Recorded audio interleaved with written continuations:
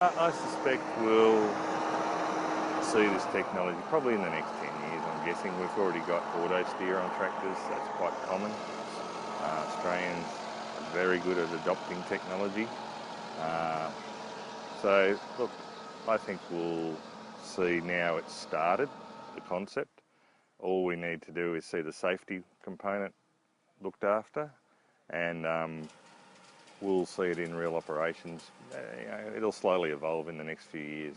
The opportunity of this system offers is it is also a data stream, and having quite a wideband data stream along with the correction signal is an advantage to some operations, especially in agriculture in Australia. So that's where we see some of this going.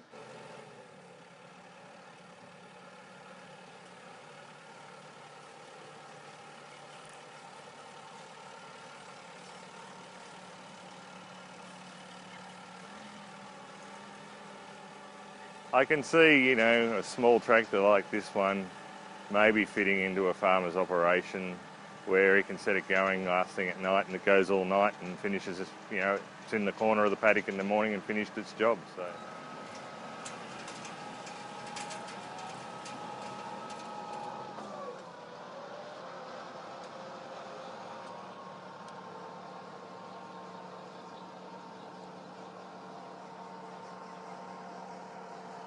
The bit that's already operating, I think a lot of tractors in Australia now have got, the first step, that auto steer.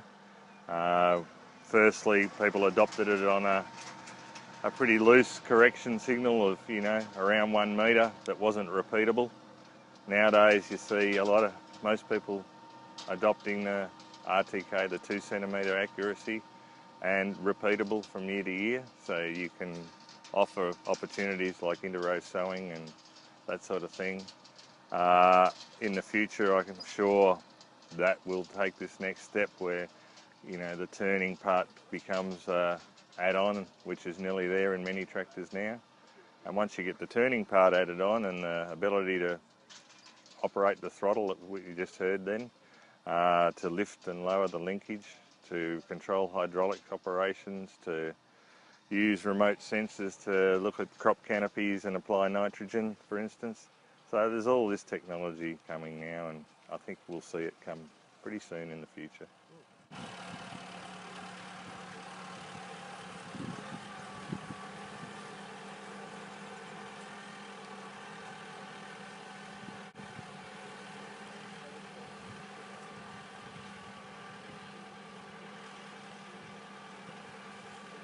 Transferring data is the one that is big, and the data can take any form, and it could be that it's monitoring, oil systems within the tractor, it's monitoring, how much fuel it's got, when it needs to be fueled up, all those sort of things. So the data flow is important. At the moment we have to use ground telemetry systems to do that, so an independent system to what the tractor's doing for its correction.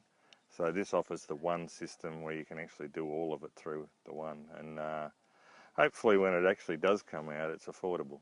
The satellite does a loop across Japan and back around Australia, and it covers a pretty broad population. So I think having that population base should make it reasonably cost effective.